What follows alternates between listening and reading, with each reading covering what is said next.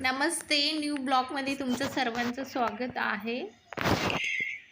नमस्ते, मी सुनीता गाडीवटर. तर आज मी माझं सगळं रुटीन डिलिव्हरी नंतरचं कसं असतं. बऱ्याच लोकांना असं प्रश्न पडतो की लहान बाळाला घेऊन सगळं घरातलं कसं काम वगैरे मॅनेज करायचं. एकटी असलं की कुणीतरी सांभाळायला लागतात असं तसं. तर आपण सगळं व्यवस्थित टाइम सेट केलं, मॅनेज केलं की होऊन जातात बरोबर सगळं काही. तर तसंच काही म्हणजे मी करते. माझ्या घरात काही कोणी म्हणजे असं कोणीच नाही की सांभाळणारा वगैरे, मीच सगळं करते.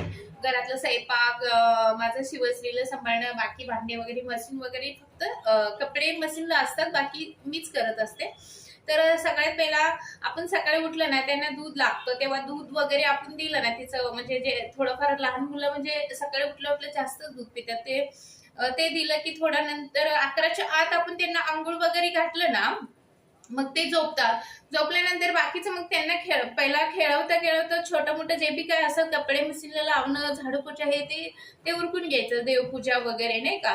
त्यानंतर मग काय स्वयंपाक खूप मेन असतं, मग त्यांना तसंच रडवता रडवता करता नाही येत. त्यामुळं आपण काय करायचं, 11च्या आत किंवा 11:30च्या आत आंघोळ घालून झोपून मग स्वयंपाक आणि भांडे वगैरे उरकून घ्यायचं. म्हणजे कसं इकडे मुलांना रडवण्यासारखं पण होत नाही, आपल्या कामावरती पण दुर्लक्ष होत नाही, मग लोड पण येत नाही, स्वतःसाठी वेळ पण दिल्यासारखं होते, आराम पण होते, बाकीचं घर पण एकदम मॅनेज होतं सगळं. म्हणजे एकदम भारी वाटते.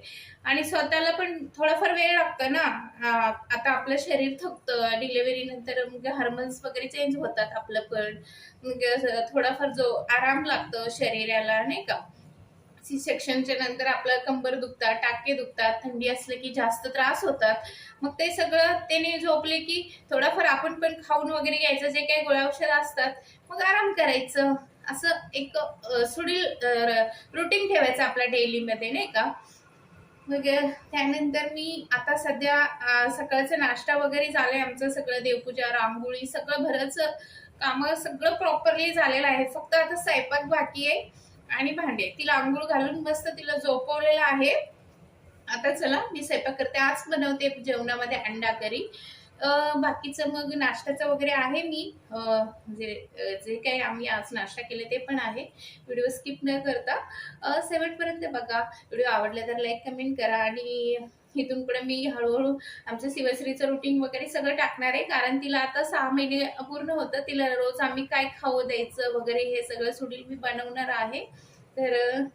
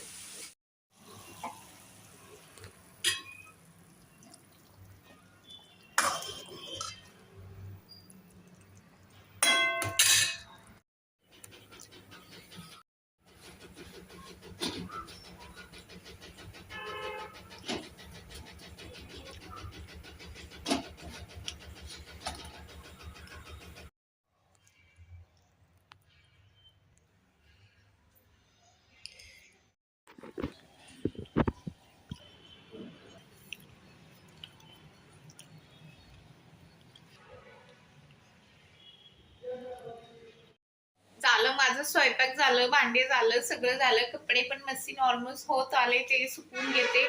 बाकीचं सगळं झालं.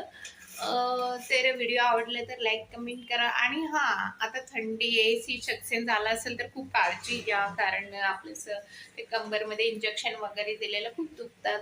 आपलं काळजी आपणच घ्यायचं असतात, है ना. तर असं पद्धतीने रुटीन शेड्यूल करायचं, बाकी सगळं व्यवस्थित मॅनेज होतं.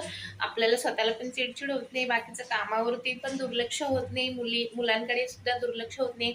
आणि माझं शिवश्री खूपच शांत झाले आता.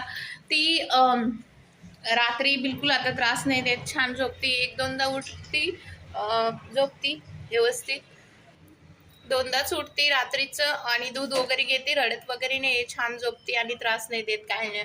आता माझं पण छान झोप वगैरे होतं.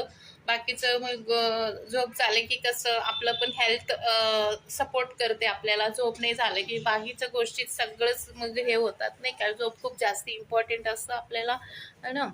त्यामुळं थोडंफार आपण रात्री व्यवस्थित नसेल झोप होत तर दुपारी सुद्धा थोडा वेळ झोपायचं, बाळ वगैरे झोपल्यानंतर. हा, व्हिडिओ आवडलं तर लाईक कमेंट करायला विसरू नका. आणि हां, सबस्क्राईब केलं नसेल तर सबस्क्राईब करून घ्या. चला तर पुन्हा भेटूया पुढच्या ब्लॉगमध्ये. आता इथंच एंड करते मी ब्लॉग.